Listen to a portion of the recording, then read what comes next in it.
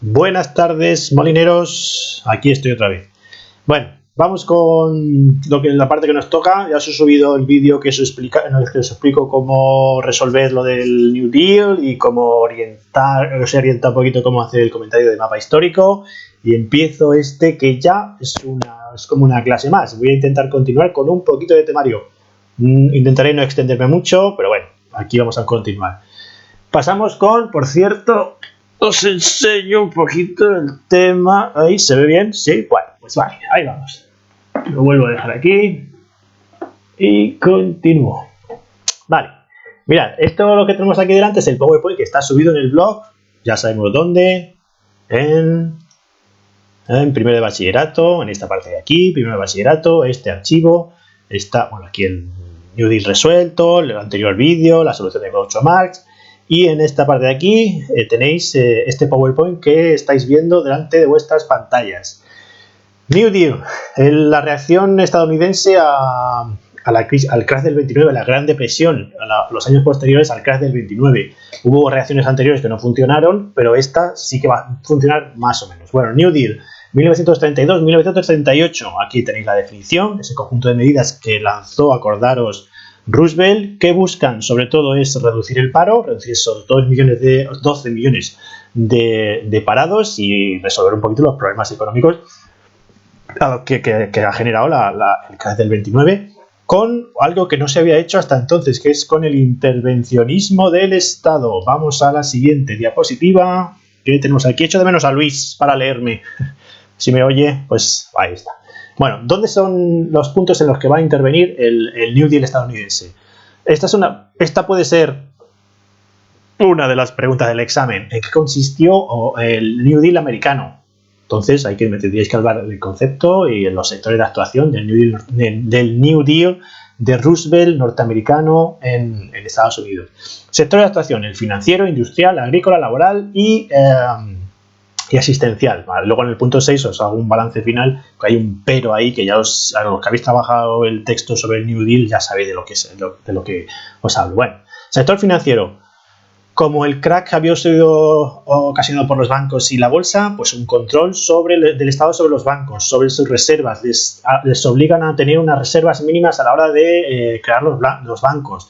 El Estado se constituye como el primer concesor, la primera entidad que concede créditos a las nuevas empresas, a la inversión industrial, etc. El dólar, que fue devaluado un 41%, en esta ocasión lo hace con un cierto control. Parece que es negativo, es un 41%, pero esa devaluación se hace de forma controlada para favorecer la exportación. Un dólar más barato favorece que los de fuera me puedan comprar a mí, porque compran más barato con más moneda. Con la misma moneda pueden comprar más cosas. Bueno, sector financiero. Sector industrial. Esos créditos que hemos visto antes se conceden sobre todo a la industria, estas subvenciones. Y hay un programa también de obras públicas que va a tener un doble objetivo, dos objetivos. El primero, bueno, pues hacer obras públicas. Ese es el primero de los objetivos.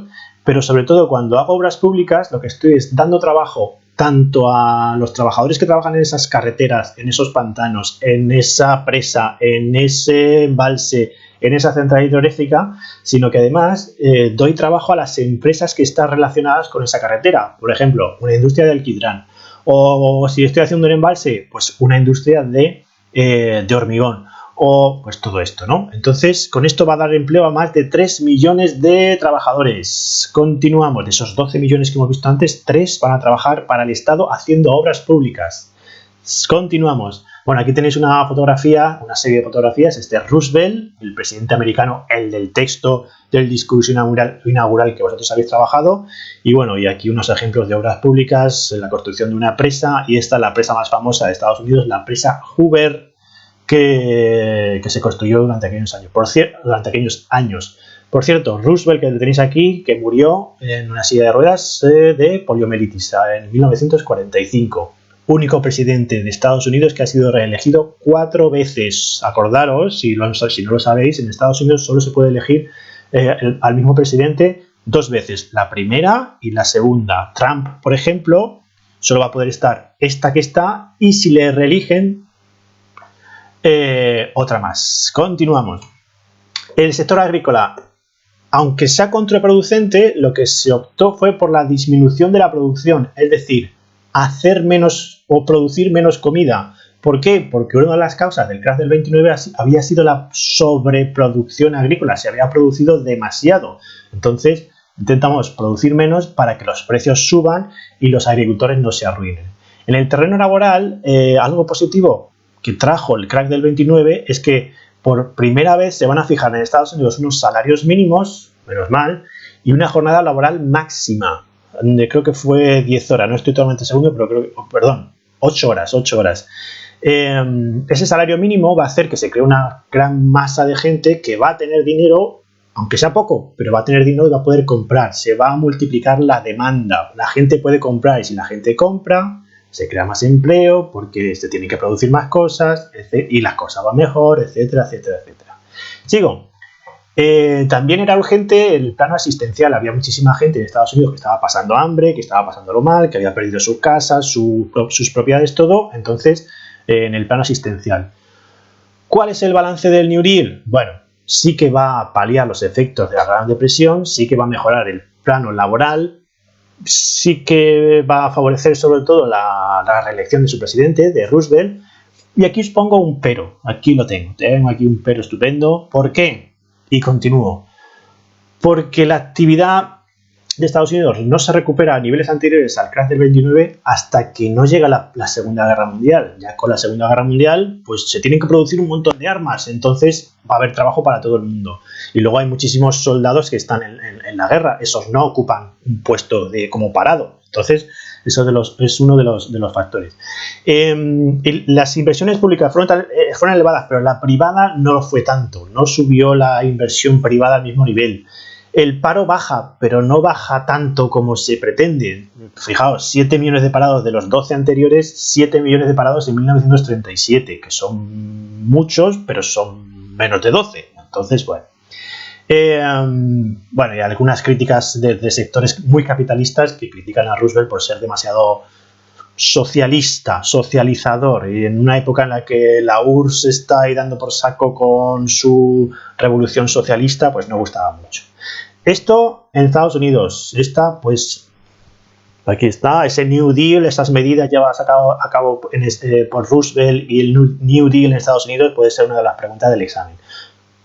Bueno, aquí tenéis la evolución. Este gráfico ya lo habéis trabajado con el texto del New Deal, con uno de los ejercicios, en la relación entre la producción industrial y el paro. A mayor producción industrial, menos paro. Es muy simple.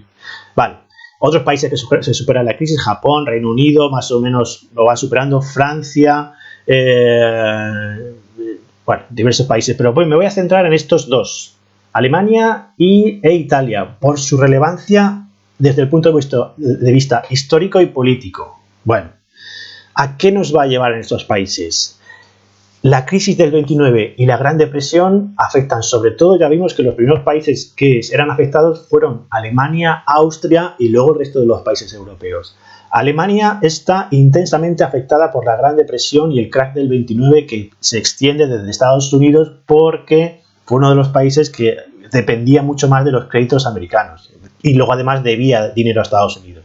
Vale, entonces esto va a generar que la crisis va a generar que se desplome la producción industrial, que haya muchísimo paro y que se genere un ambiente muy hostil a la democracia alemana, que es la República de Weimar. Entonces, en este ambiente de paro de 5 millones en 1932, que aunque dice, pues son menos que en Estados Unidos, sí, pero es que Estados Unidos tiene pues 3 veces más de población. 5 millones en 1932 es aprovechado por un señor, así con un bigotazo aquí, que es Hitler, para atraer a toda esta gente con mensajes ahí de muy populistas, no te preocupes, yo te voy a dar trabajo, conmigo Alemania va a ir mejor, conmigo va a ir estupendamente. Y con estos mensajes Hitler va a ganar gana las elecciones votando, se vota y gana las elecciones de 1932 y llega a gobernar desde 1933, implantando pues la dictadura que luego acabará pues como acabará. Bueno, entonces, aquí hay una relación entre el porcentaje de paro. He puesto este gráfico porque es un ejemplo muy bueno en el cual vemos cuál es la relación entre el número de parados, fijaos, la línea roja, número de parados, con los votantes del partido nazi. Y es que va van paralelas. Cuanto más parados, más gente vota al partido nazi. Y bueno, y en verde, los afiliados al partido nazi, que siguen la misma línea. Vale, seguimos. ¿Qué va a hacer Alemania? ¿Qué va a hacer Hitler? ¿Cuáles van a ser las medidas de Hitler en Alemania? Pues sigue un poquito la línea estadounidense, pero con muchísimas diferencias. Primero, el intervencionismo del Estado. El Estado va a controlar qué producir, cómo producir y cuándo producir. Y sobre todo va a invertir en grandes obras públicas. ¿Por qué? Porque invirtiendo en grandes obras públicas, pues da trabajo a muchísima gente, como en Estados Unidos, y se relacionan también empresas de producción de carretera, pues lo mismo de antes. Si es una carretera, pues da trabajo a los que hacen la carretera, pero también a los de la fábrica de alquitrán. Bueno, esto es muy importante. Alemania se diferencia de Estados Unidos en que uno de los factores en los que invierte muchísimo es su plan de rearme. Es decir, todavía existía el Tratado de Versalles, pero dicen, el Tratado de Versalles no lo saltamos. Tenemos limitaciones a producir armas, pero no lo saltamos. Entonces, se enrolan en el ejército alemán 2 millones de soldados. Lógicamente, de esos 5 que hemos visto antes, 2 millones están en el ejército, pues 2 millones de parados menos. Bueno, una economía autárquica. ¿Qué quiere decir autárquica? Pues que es autosuficiente. Intenta limitar las importaciones y favorecer la medida de lo posible que con lo que tengo me apaño. Y si me da para vender cosas fuera, pues vendo cosas fuera. Entonces, ahí está la consigna de los alemanes compran productos alemanes, que es una consigna muy nacionalista que tenían los alemanes en aquella época. Bueno, y esta parte también muy polémica son los pactos económicos bilaterales, en los cuales se hacen tratados con terceros países más flojos, más débiles, en los que se mezclan pues un poquito aspectos económicos y un poquito aspectos políticos, de amenaza política más que otra cosa. Oye, o haces este pacto conmigo o lo que te va a pasar va a ser que te voy a invadir y te voy a... Bueno, lo hace con Polonia, lo hace con las repúblicas bálticas, con los países que le rodean. Bueno, ¿consigue reducir el paro? Sí que lo consigue. Con todo esto que hemos visto aquí, consigue reducir el paro con esos 2 millones de parados, con la industria de armas, de tanques, de aviones, etcétera, consigue que se reduzca el paro desde 1933 y recupera sus niveles anteriores a 1929 en 1939. Vale, ahí tenemos Alemania. Hitler aprovecha la crisis para subir para arriba. El siguiente. Sí, cierto. Como no pudo conseguir esa autosuficiencia total, con lo que tengo me apaño, pues Hitler va a lanzar su teoría sobre el espacio vital. ¿Qué es la teoría del espacio vital? Pues que simplemente dice, es que Alemania, para alimentar a todos los que somos, necesita hacerse más grande. ¿Cómo me hago más grande? Invadiendo otros países. Eso va a derivar, sobre todo, en esa Segunda Guerra Mundial. Vale, Italia. Italia es un caso diferente. ¿Por qué? Porque Italia ya tiene un dictador desde antes de 1929, tiene un dictador desde 1922, que ya desde antes Italia ya estaba en ligera crisis y había optado Mussolini, el dictador alemán, el dictador italiano, había optado por el proteccionismo, es decir, por imponer altos aranceles a los productos que vienen de fuera, concentración industrial, control absoluto del gobierno sobre la economía, la autarquía también, es decir, que persigue la autosuficiencia, pero le va a pasar lo mismo que a Alemania, que se da cuenta de que el propio país no puede autosatisfacerse de sus necesidades básicas, de sus necesidades materiales, y va a tener que expandirse. Bueno, política autárquica, lo mismo, obras públicas, se hacen carreteras, se hacen trenes, se hacen electrificaciones, etcétera. De tal forma que sí que disminuye la tasa de parados, pero aún así sigue elevada, 1,3 millones en 1934, quiero recordar. Bueno, esto es lo que decía, como ellos solos no pueden autogestionar, no tienen todos los productos que necesitan, lanza la invasión de Etiopía con una intensificación, un crecimiento paulatino del ejército, más soldados, menos paro, rearme militar, etcétera. Y desde el punto de vista social, algunas medidas de protección de los trabajadores, como el salario mínimo, la congelación de alquileres y la asistencia familiar. Bueno, ¿Cuál es el balance general de la Gran Depresión de los años 30? Pues que la gente, sobre todo, va a tender ideológicamente hacia las extremas derechas o hacia las extremas izquierdas, hacia los fascismos y los nazismos o hacia la extrema izquierda, hacia las ideas de la Revolución Rusa, etcétera, con los frentes populares, entre ellos Francia y entre ellos España. España tiene la característica de que va a tener de las dos cosas. Va a tener gente que tiende hacia la extrema derecha y gente que va a tender hacia la extrema izquierda. ¿El resultado?